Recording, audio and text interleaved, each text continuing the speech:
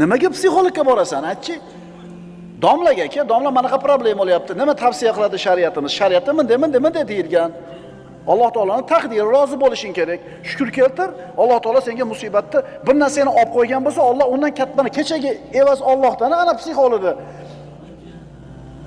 Mana endi dunyoda ko'zga ko'ringan psixolog aytayaptiki, ana shu yuzlagan odamlarning aksariyat 35 dan tevada, o'rta yoshdagi, rosa kuch-quvvatga to'lgan payti, ularning ichida birontasi ham yo'q.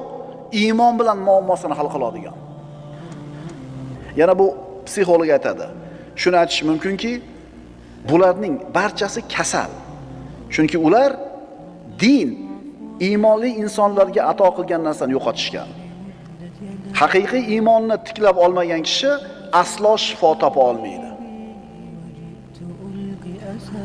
Haqiqiy iymonni topmagan, tiklamagan odam shifo topa olmaydi, deyapti.